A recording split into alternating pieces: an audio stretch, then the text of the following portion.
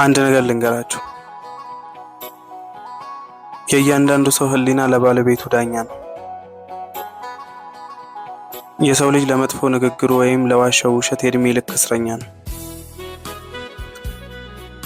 ሰው ምንም ያክል ክፉ ቢሆን ከህሊና ጸጸት ሊያመልጥ አይችልም።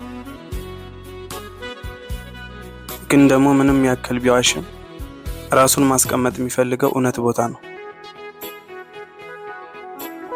አንዳንድ ሰዎች በገዛ ምላሳቸው እውነትን የሚመስል ውሸት እየዋሹ የሰው ህይወት አበላሽተው የራሳቸውን ነፃነት ያጣሉ። የአብዛኛው ሰው እውነት በውሸት አጥር ታጥሯል።